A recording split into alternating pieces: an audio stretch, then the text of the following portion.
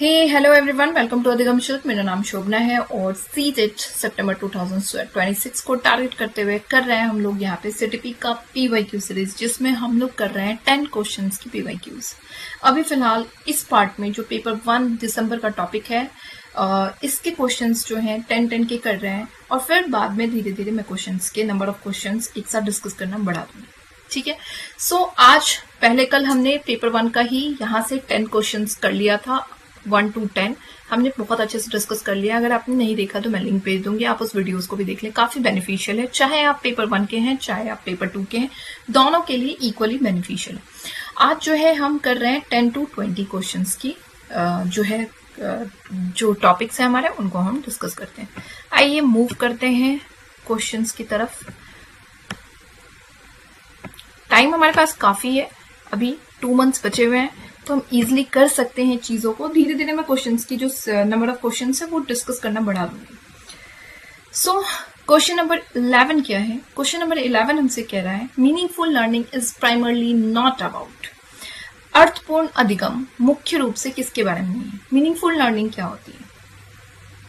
Meaningful learning है जब आप किसी चीज को पढ़ रहे हैं, समझ रहे हैं, उसके बारे में अच्छी तरीके से आपको कॉन्सेप्चुअल क्लैरिटी हो रही है, कॉन्सेप्ट की समझ आपको अच्छी तरीके से बन रही है, तो ये आपका मीनिंगफुल लर्निंग है। जैसे अभी आप चीजों को पढ़ रहे हैं, जीन प्यारे को पढ़ रहे हैं, तो आपको उनके कॉन्सेप्ट्स के बारे में समझ आया है, आप चीजों को समझते हुए पढ़ रहे हैं, वो आपका अर्थपूर्ण अधिगम कहलाता है। ठीक है। अब इनमें से इसके बारे में क्या नहीं है, देखिए ये तो बात समझ आ गई कि अंडरस्टैंडिंग द कॉन्सेप्ट्स, यानी कि आप जो कॉन्सेप्ट्स पढ़ रहे हैं, अब जो भी अवधारणाओं आपके सामने हैं, जो भी कॉन्सेप्ट्स हैं, उनको आप समझ रहे हैं, यानी ये तो इसके पार्ट्स हैं, यानी कि ये आंसर्स हमारे एलिमिनेटेड हैं। कंस्ट्रक्टिंग नॉलेज, नॉलेज को, ज्ञान का निर्माण करें। बिल्कुल, जब भी आप मीनिंगफुल लर्निंग में किसी चीज को समझ रहे हैं तो आप ज्ञान का निर्माण तो कर रहे हैं, तो हमें ये भी इसका पार्ट नहीं हुआ, क्योंकि ये मीनिंगफुल लर्निंग का हिस्सा है। डेवलपिंग स्किल्स, अब जब आप चीजों को पढ़ रहे हैं तो आपके कौशल्स भी तो बढ़ते जाएंगे ना, विकास भी तो बढ़ता जाएगा, तो यानी कि आपका यहाँ पे ये भी ऑप्शंस एलिमिनेटेड है। तो मीनिंगफुल लर्निंग का जो है हिस्सा क्या नहीं है? जानकारियों को रट लेना, क्योंकि जब आप किसी चीज को मेमोराइज कर लेते हैं, रोट लर्निंग कर लेते हैं, तो वो क्या हो जाता है, वो मीनिंगफुल लर्निंग नहीं होती, क्योंकि आपको कॉन्सेप्ट्स की क्लैरिटी मिली ही नहीं, आपने किसी चीज को समझा ही नहीं, और जब समझा नहीं तो आपने नॉलेज को कंस्ट्रक्ट भी नहीं करा, आपके विकास भी नहीं हुए आपके स्किल्स का, तो ये आपका होता है। सो आंसर नंबर 1 यहाँ पे इसका आंसर राइट आंसर है। चलिए नेक्स्ट,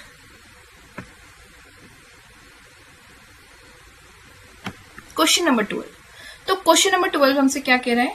असर्शन और रीजन, यानी अभिकथन और कारण के बेस पे है ये। Teacher should encourage boys of her class to participate in sports while assigning and decoration to girls. अब एक टीचर जो है उसको क्या करना चाहिए? सेग्रीगेट करना चाहिए जेंडर रोल्स में, गर्ल्स को काम गर्ल्स वाले देने चाहिए और बॉयज को काम बॉयज वाले देने चाहिए। क्या आपको लगता है ये सही है? बिल्कुल भी नहीं, ये बहुत ही गलत होगा। जब हम किसी टीचर, बीइंग अ टीचर, हम जेंडर रोल को बढ़ावा देंगे, स्टीरियोटाइप्स को जो है अगर हम बढ़ावा देते हैं, रूढ़िवादिता को, तो वो हमारा जो है क्या कहलाता है? नेगेटिव थॉट्स कहलाता है। हमें बीइंग अ टीचर, क्या कहते हैं, बीइंग अ शिक्षक, हमको क्या करना चाहिए? इन चीजों को बिल्कुल बढ़ावा नहीं देना चाहिए। हमें जेंडर रोल्स जो होते हैं, वो गर्ल्स हो चाहे बॉयज हो, हम उनको सेग्रीगेट नहीं करेंगे कि ये तुम्हारा काम है और ये लड़कियों का काम है, ये नहीं करना है। हमको उसको जो है बांट के बराबर से करना है। कई बार कुकिंग का काम आप बॉयज को दे सकते हैं, प्लेइंग का काम आप गर्ल्स को दे सकते हैं, तो इस तरह से करना चाहिए। बेसिकली जो हमें दिख रहा है जिस तरह से, हम उस तरह से असाइन करेंगे, सो दैट कि रूढ़िवादिता जो है या जेंडर रोल्स जो हमारा है उस पे ये फोकस्ड ना हो, बायस्ड ना हो। ठीक है, तो ये ऑप्शन बिल्कुल ही गलत है। Children acquire gender roles primarily because of the underlying biological differences. अपने बच्चे मुख्य रूप से अंतर्निहित जैविक विभिन्नताओं के कारण जेंडर भूमिका प्रदान करते। बिल्कुल भी नहीं, हम तो कह रहे हैं कि बायोलॉजिकली चाहे जो भी हो, बट हमारा काम लड़कियां जो है वो भी इक्वली इंपॉर्टेंट है जितने की बॉयज इंपॉर्टेंट है, और बॉयज को भी घर के काम करने चाहिए और गर्ल्स को भी घर के काम करने चाहिए। बॉयज को भी वर्किंग होना चाहिए, काम करना चाहिए, पढ़ाई करनी चाहिए, और गर्ल्स को भी पढ़ाई करनी चाहिए। तो हम ये काम तो बिल्कुल भी नहीं कर रहे। हम रूढ़िवादिता को, चाहे जेंडर की भूमिकाएं हैं, इन तरह की चीजों को तो हम बढ़ावा दे ही नहीं रहे। तो ये दोनों ही आंसर्स हमारे एलिमिनेटेड हैं। सो देखते हैं इसमें क्या है, both A and R are false. Second number option हमारा इसका बनता है। ठीक है, चलो नेक्स्ट है 13 नंबर क्वेश्चन। 13 नंबर क्वेश्चन हमसे कह रहा है कि kinesthetic learner prefer to learn through. ये जो काइनेस्थेटिक लर्नर्स हैं, गति संवेदी शिक्षार्थी, क्या होते हैं ये काइनेस्थेटिक लर्नर?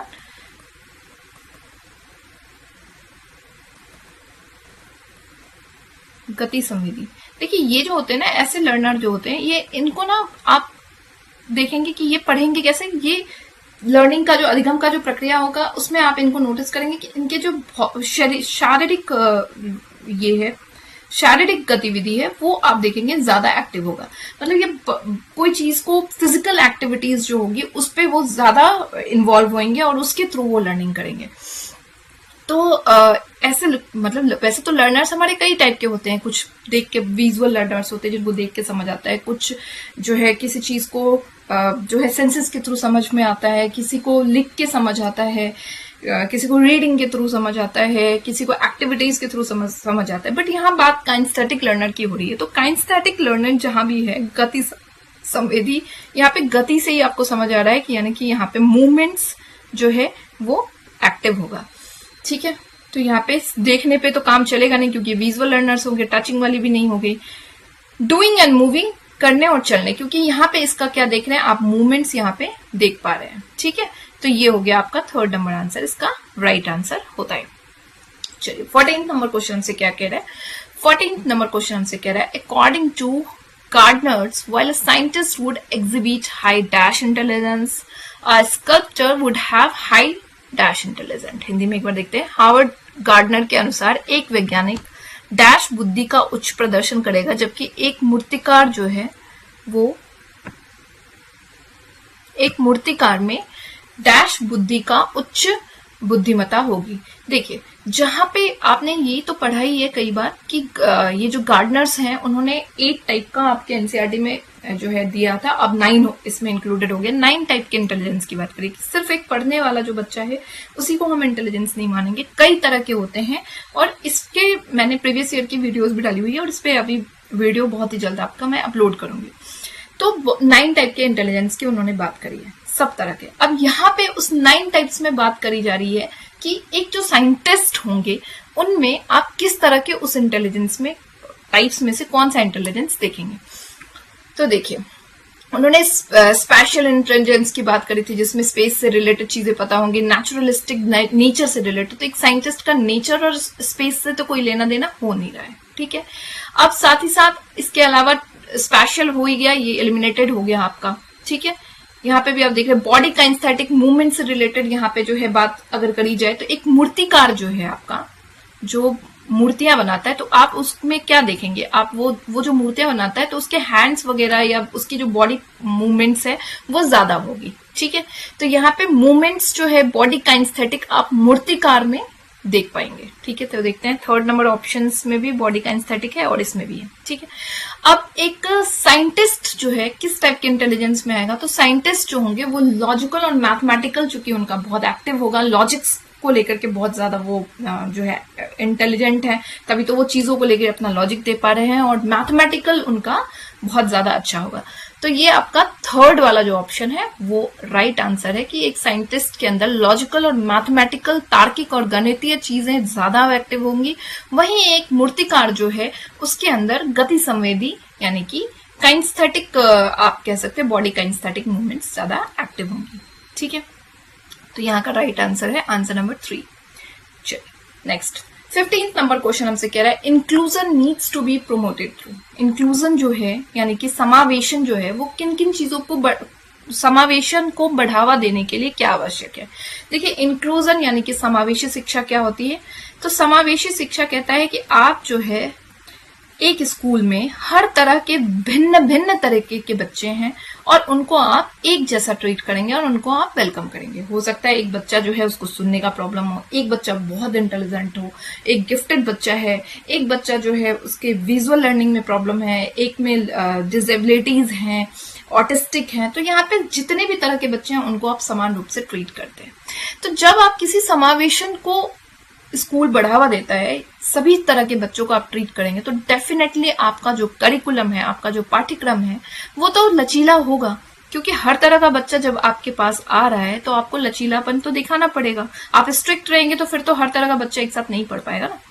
ठीक है, दूसरी चीज है कॉपरेशन, यानी कि सहयोगात्मक अधिगम तो आपको देना ही है, क्योंकि एक दूसरे को जब वो कॉपरेट करेंगे तभी वो एक दूसरे के साथ कंफर्टेबल फील करेंगे, और बीइंग अ टीचर आप इस चीज को बढ़ावा देंगे, सहयोग की भावना आप उनके अंदर बढ़ा रहे हैं, तो ये भी बात सही है।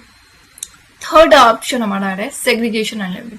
अब आप ऑटिस्टिक बच्चे को एक बेंच पे बैठा देंगे, विजुअल डिफिकल्टीज वाले बच्चों को एक साथ बिठा देंगे, ये तो बिल्कुल भी गलत है, क्योंकि समावेशी कहता है कि आप सबको एक साथ बिठाइए, बस आपको अपने करिकुलम में लचीलापन देना है, डिफरेंशिएटेड यानी विभेदित निर्देश का यूज करना है, टाइम के साथ सबको अलग अलग तरीके से अगर जरूरत पड़े तो आपको पढ़ाना है, साथ ही साथ आपको जो है चीजों को कोऑपरेटिव लर्निंग देना है, पॉजिटिव एनवायरनमेंट देना है। तो यहाँ पे सेग्रीगेशन की बातें तो आई ही नहीं, यानी ये ऑप्शन तो एलिमिनेटेड है, खत्म है। चलिए, एसेसिबिलिटी और बिल्डिंग, यानी कि गम्य इमारतें, आपको बिल्डिंग में एसेसिबिलिटी देनी पड़ेगी, क्योंकि अगर मान लीजिए एक बच्चा जिसको चलने में दिक्कत है, तो आप वहां पे उसको सीढ़ियों पे चलाएंगे तो वहां दिक्कत होगा, वो कैसे जाएगा स्कूल। आप वहीं पे स्कूल रैंप देंगे तो वो व्हील चेयर के थ्रू वो रैंप से जा सकता है। तो यानी कि बिल्डिंग में भी आप जो है एसेसिबिलिटी दे रहे हैं, ताकि बच्चा जो है आपके क्लासरूम तक पहुंच पाए, तो ये भी राइट ऑप्शन है। यानी कि 1, 2 and 4, 1, 2 and 4, 1, 2 and 4 fourth number में दिख रहा है। ठीक है, तो यानी fourth number question right answer है इस क्वेश्चन का। ठीक है, 16th number question, children learn better if they experience. बच्चे जब डैश अनुभव करते हैं तो बेहतर रूप से सीखते हैं। चलिए देखते हैं। तो पहला ऑप्शन है low level of alertness during activity. अगर बच्चों को गतिविधि के दौरान निम्न स्तर की सतर्कता देंगे, देखिए आप अगर बच्चों को निम्न स्तर की सतर्कता देंगे तो वो लो एंगेजमेंट उनके अंदर होगा, एंगेजमेंट वो फील नहीं कर पाएंगे उस तरह से, और वो उतने एक्टिवली काम नहीं कर पाएंगे। ठीक है, फिर है high degree of anxiety to perform. आप उनको एंजाइटी अगर देंगे कि ये काम अगर तुमने नहीं किया ना तो तुम्हें पीट दूंगी मैं, ये काम नहीं किया ना तुमने तो देखना तुम्हारे साथ क्या होगा। तो जब बच्चा एंजाइटी होगा तो वहां पे तो वो काम बिल्कुल भी अच्छे तरीके से बच्चे बेहतर तरीके से नहीं कर पाएंगे। Learn helpless. अब अगर बच्चे को अधिगम विवशता दिखा देंगे कि बच्चा कोई काम कर रहा है, आप उसको बोल रहे हैं नहीं कुछ भी हो तुम्हें खुद ही करना है, मैं तुम्हें किसी तरह का हेल्प नहीं करने वाला या नहीं करने वाली, तो वहां पे उसकी विवशता हो जाएगी, तो वो वहां पे बेटर नहीं करेंगे। अब है moderate level of excitement to learn. बच्चों को मध्यम स्तर का उत्साह देना। जब आप बच्चा कोई काम कर रहा है आप बोलो बहुत कमान, बहुत अच्छा काम कर रहे हो, अरे वाह कितने अच्छे तरीके से काम कर रहे हैं। साथ ही साथ आप उसको एक तो आप उसको प्रमोट कर रहे हैं, वो मोटिवेट कर रहे हैं, दूसरी चीज आप उसको एक्साइटमेंट दे रहे हैं, अरे वाह इसके आगे देखो तो क्या होता है, ये देखा तुमने, ऐसा ट्राई किया तुमने, ये देखो कितना बढ़िया लग रहा है। तो आप उसको एक्साइटेड कर रहे हैं किसी चीज के लिए, या फिर आज हम देखने वाले क्या एक नई एक्टिविटी हम करने वाले हैं, तो बच्चों को एक्साइटमेंट होता है क्या होने वाला है क्लासरूम में। तो जब आप एक्साइटमेंट बच्चों के अंदर देंगे तो वो एक्टिव फील करेंगे और उनको बोरियत नहीं होगी, तो वो बेहतर एक्सपीरियंस लर्निंग को कर पाएंगे। सो सेकंड नंबर ऑप्शन इस क्वेश्चन का राइट आंसर है। चलिए नेक्स्ट है हमारा 17th number question. 17th number question फिर से असर्शन और रीजन के बेस्ड पे है, और ये कह रहा है children below the age of 5 to 6 years should not be pressurise to write properly and within the lines. मतलब आप इनको लाइन्स पे बोलोगे कि एकदम प्रॉपर लाइन्स पे ए लिख के दिखाओ, प्रॉपर लाइन्स पे बी लिख के दिखाओ, इस तरह से आप अगर बच्चों को बोलेंगे तो हम छोटे बच्चों के लिए ये चीज सही नहीं है, क्योंकि आपने पढ़ा था कि बच्चों में सबसे पहले ग्रॉस मोटर स्किल्स डेवलप होती है और फिर जाकर के फाइन मोटर स्किल्स डेवलप होती है। तो ग्रॉस मोटर स्किल्स जो है जिसमें बड़ी मांसपेशियां, लार्जर मसल्स जो होती हैं वो हमारी जो है उस पर कंट्रोल आ जाता है, बट ये फाइन मोटर स्किल्स जो होती है वो बच्चों में धीरे धीरे जाकर के उनके कंट्रोल आते हैं। तो जब वो काम करते हैं लाइंस पे तो उनके फाइन मसल्स जो होती हैं वो इन्वॉल्व होती है। ठीक है, और 5 से 6 साल के बच्चों में इतना ज्यादा फाइन मोटर स्किल्स डेवलप्ड नहीं हुआ है कि वो प्रॉपर लाइन पे काम करें। राइट, तो ये बात बिल्कुल सही है कि हमें प्रेशराइज्ड नहीं करना चाहिए। ठीक है, हालांकि बहुत ज्यादा प्रेशराइज्ड किया जाता है, मैं भी देखती हूँ कि अपनी बच्ची को कि उसके भी क्लासेस में, उसके स्कूल्स में कुछ ऐसे एनवायरनमेंट होते हैं कि प्रॉपर लाइन में लिखो, हालांकि करने नहीं चाहिए। ठीक है, तो ये बात बिल्कुल सही है। Children gain a control of fine motor skills from 5 to 6 onwards. यही बात है कि बच्चे को फाइन मोटर स्किल्स जो होती है 5 से 6 साल के बाद धीरे धीरे खुद ही वो डेवलप्ड होने लगता है। तो आप उसको इससे मतलब इस स्टेज पे इतना ज्यादा डेवलप प्रॉपर तरीके से काम करने के लिए आप उसको प्रेशराइज मत करिए। बिल्कुल सही बात है। Both A and R is true. Both कहाँ है true and R is the correct explanation of A. सही बात है ना। थर्ड। चलिए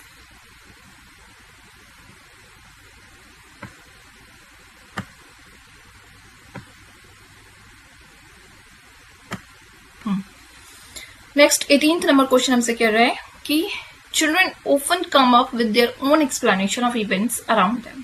ठीक है। On being probed as to why does it rain, Sia says, God was tired of carrying the bucket of water on his shoulders. Such explanations. बच्चे अक्सर अपने आसपास की घटनाओं की को अपनी तरीके से व्याख्या करते हैं। बारिश क्यों होती है ये पूछे जाने पर सिया कह रही है कि भगवान अपने कंधों पर पानी की बाल्टियां ढो ढो कर थक चुके हैं। तो ऐसी जो व्याख्या है जो वो सिया कह रही है ये क्या एक्सप्लेन कर रहा है? तो depict the children have an egocentric view and cannot consider others viewpoint। देखिए आत्मकेंद्रित बच्चों का आत्मकेंद्रित क्या ये दृष्टिकोण है, वे दूसरों के विचारों को जो है देख नहीं पाते, सुन नहीं पाते या समझ नहीं पाते। बिल्कुल नहीं, क्योंकि ये एक थॉट है जो उसके मन में जो है कहीं ना कहीं उसको किसी ने दिमाग में दिया है। वो किसी भगवान की बातें कर रही है तो उसका एक कहीं ना कहीं कल्चरल इन्फ्लुएंस रहा होगा। भगवान के साथ में कनेक्शंस बने हुए हैं जो कि वो इस तरह की चीजें कह रही है। अब जैसे मैं ही हूँ, गॉड के नाम पे मैं आपको भगवान कह रही हूँ। हो सकता है किसी का जो है कोई और कल्चर रहा हो जिसमें वो भगवान को अल्लाह के नाम पे बोल रहे हैं या फिर गॉड से ही कह रहे हैं।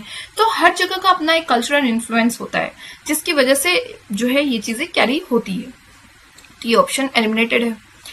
स्पष्ट करते कि बच्चे तर्क करने में सक्षम नहीं है। देखिए तर्क करने में बच्चे इस पॉइंट ऑफ व्यू पे सक्षम तो बहुत ज्यादा नहीं होते, मतलब तर्क कर पाते हैं बट तर्क जरूरी नहीं है उनका सही होगा या गलत होगा। तो ये भी कहना गलत है क्योंकि तर्क तो दे रही है ना वो। ठीक है, ये अलग बात है कि उसके तर्क जरूरी नहीं है कि बिल्कुल टू द पॉइंट हो जो क्वेश्चन आपने पूछा है उससे। ठीक है। Prove that children's thinking is much lesser than adults quantitatively. साबित करता है कि बच्चों की सोच वयस्कों की तुलना में मात्रात्मक रूप से कम होती है। देखिए क्वांटिटेटिवली बच्चों की सोच जो है वयस्क से अलग होती है, बट यहाँ पे एक बच्चे का अपना एक थॉट है, थॉट प्रोग्रेस है जिसमें वो अपनी एक पॉइंट ऑफ व्यू रख रही है। तो इसका इस बात से बहुत ज्यादा जो है लेना देना नहीं हो रहा है। संकेत देता है कि बच्चे अपने सांस्कृतिक परिवेश में अनुकूल सहज समझ बनाते हैं जिसमें वे घटनाओं को समझने की कोशिश करते हैं। बिल्कुल सही बात है क्योंकि उसने भगवान से रिलेटेड इस चीज को कहीं ना कहीं गॉड से जोड़ दिया है। तो यानी कि ये बात है उसके अंदर कल्चरल इफेक्ट्स है, उसके अंदर सांस्कृतिक परिवेश का असर है जिससे कि वो अपनी घटनाओं को अपनी तरीके से समझने की कोशिश कर रही है। यानी 4th नंबर आंसर अगर देखें तो इस क्वेश्चन का बेस्ट आंसर है। ठीक है। 19th नंबर क्वेश्चन हमसे कह रहा है Piaget's describe cognitive development as occurring in. पियाजे के हिसाब से संज्ञानात्मक विकास किस प्रकार का वर्णन, पियाजे ने संज्ञानात्मक विकास का किस प्रकार से वर्णन किया है। तो देखिए उन्होंने कहा है डेवलपमेंट को कॉन्टिन्यूअस तरीके से, सतत निरंतर बिल्कुल भी नहीं, उन्होंने डेवलपमेंट को स्टेजेस में बांटा है। ठीक है। और जब उन्होंने स्टेजेस में जब ही बांट दिया तो वो तो डिसकॉन्टिन्यूअस प्रोसेस हो गया ना। तो ये वाला कहना तो बिल्कुल ही गलत है। उन्होंने 4 ओवरलैपिंग कल्चरल स्पेसिफिक स्टेजेस में उसको बांटा है कि 4 अतिव्यापी संस्कृति विशिष्ट चरण में, बिल्कुल भी नहीं। संस्कृति का तो उन्होंने बहुत ज्यादा बात करी ही नहीं है। ठीक है। 4 क्वालिटेटिव डिफरेंट स्टेजेस, 4 गुणात्मक रूप से भिन्न चरण। बिल्कुल अभी अभी देखा कि हमने स्टेजेस में बांटा और उन्होंने सबको एक एक स्टेजेस में क्वालिटेटिवली देखा है, गुणात्मक रूप से उन्होंने उसको जो है चीजों को बताया है कि मैच्योरिटी के साथ साथ चीजें डेवलपमेंट विकास जो है संज्ञानात्मक वो बच्चों में अलग अलग तरीके से देखने को मिलता है। हर एक स्टेजेस में अलग अलग देखने को आपको मिल जाए। यानी कि 3rd नंबर आंसर सही है। 3 प्रोग्रेसिव लेवल्स की बात तो इन्होंने करी नहीं है, कोलबर्ग्स में है ये चीज। तो 3rd नंबर आंसर इसका होता है। चलिए लास्ट क्वेश्चन अभी हम बात कर रहे हैं फॉर 20th नंबर क्वेश्चन, फिर उसके बाद नेक्स्ट क्लास में करेंगे।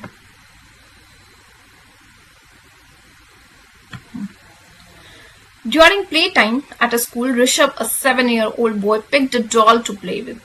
Some of his peers made fun of him for his choices of toy. As a teacher who wants his students to grow up with gender role flexibility, which of following would be the best response to the situation by the teacher? यानी कि विद्यालय के खेलने के समय ऋषभ एक 7 वर्ष का बच्चा है जिसने एक गुड़िया उठा लिया। जैसे ही उसने गुड़िया उठाया, उसके बच्चे जो हैं, उसके साथी जो हैं, बॉयज जो हैं, वो उनका मजाक उड़ाने लगे कि अरे ये गुड़िया से खेलोगे, तुम गुड़िया से खेलोगे, ये तुम्हारे खेलने की चीज नहीं है, तो गर्ल्स खेलती हैं। अब एक शिक्षक के तौर पे जो है क्या एक शिक्षक जो अपने विद्यार्थियों में लैंगिक भूमिका के संदर्भ में लचीलापन यानी जेंडर रोल्स को लेकर के वो फ्लेक्सिबल है कि भाई कोई कुछ किसी तरीके से जो है कोई काम किसी का है, इसमें कोई डिवाइडेड नहीं है कि ये बॉयज का काम है, ये गर्ल्स का काम है। तो अब जो शिक्षक जेंडर रोल को लेकर के जो है बिल्कुल फ्लेक्सिबल है, लचीलापन विकसित करना चाह रहा है, वो इनमें से क्या प्रतिक्रिया ऑप्शंस में से देंगे? Talk to Rishabh that dolls are suitable for girls and boys should not play. देखिए यहाँ तो उसने कहीं ना कहीं जेंडर रोल्स को बढ़ावा दे दिया, लैंगिक को जो भूमिका है उसको उन्होंने बढ़ावा दे दिया कि भैया ये तुम्हारा काम नहीं है। तो बल्कि ये टीचर तो लचीलापन को बढ़ावा दे रहे हैं ना कि भाई किसी का भी किसी तरह से जेंडर से कोई लेना देना नहीं है, तुम्हें जो अच्छा लगता है तुम वो काम कर सकते हो। तो ये ऑप्शन एलिमिनेटेड है। Tell Rishabh that he should play with something else because his friends won't approve of him playing with doll. तो ये तो आपने उसको उसके दोस्तों को कहीं ना कहीं उस चीज को बढ़ावा दे दिया कि भाई सही बात कह रहे हो, ये तो तुम्हारा काम नहीं है, तुम बॉयज हो, तुम कहाँ डॉल से खेलने वाले हो, ये काम तो आपका करना ही नहीं है। तो ये भी ऑप्शन एलिमिनेटेड है। Let's Rishabh play with doll and tell other children that they can also choose any toy of their choice. Rishabh को गुड़िया के साथ खेलने देना चाहिए और बच्चों से, दूसरे बच्चों से कहना चाहिए कि वो अपने पसंद का कोई भी खिलौना चुन सकते हैं। बिल्कुल सही बात है, क्योंकि आपने यहाँ पे जेंडर रोल्स को क्या किया है, आपने उसको उसमें फ्लेक्सिबिलिटी किया है, उसको लचीला बनाया है। जेंडर रोल्स में आपने क्या किया, फ्लेक्सिबल कर दिया है और आपने बॉयज और गर्ल्स में किसी तरह का डिफरेंस नहीं डाला है, दोनों को इक्वली ट्रीट किया। तो आप वहां पे बोलेंगे कि भाई तुम्हारा कोई और टॉय से खेले, ऋषभ का जिससे मन कर रहा है खेलने का वो बिल्कुल खेल सकता है और तुम्हारा किसी भी टॉय से खेलने का मन कर रहा है खेलो, इसमें कोई दिक्कत वाली बात नहीं है। 3rd नंबर ऑप्शन सबसे बेस्ट है। चलिए एक बार 4th नंबर भी देख लेते हैं। Quietly take away the doll. भाई जैसे ही आपने हटा लिया तो फिर तो वो गलत हो गया ना। 3rd नंबर आंसर जो है ये हो गया। सो 10 to 20 क्वेश्चन हमने कर लिया है। अगर आपको कुछ भी लगता है कि कुछ नई चीजें मुझे ऐड करनी चाहिए जो आपके एग्जाम्स के लिए बेनिफिशियल हो, तो प्लीज कमेंट सेक्शन में जरूर से बताइएगा। और अगर मेरी वीडियो अच्छी लगती है, आपको पसंद आ रही है, तो आप चैनल को लाइक शेयर एंड सब्सक्राइब जरूर करिएगा। कमेंट सेक्शन में कमेंट करेंगे तो मुझे भी अच्छा लगेगा। So this is all for today. Video अगर अच्छी लगती है तो चैनल को लाइक शेयर एंड सब्सक्राइब जरूर करिए। मिलते हैं नेक्स्ट सेशन में नेक्स्ट वीडियोस के साथ में, तब तक के लिए बाय बाय।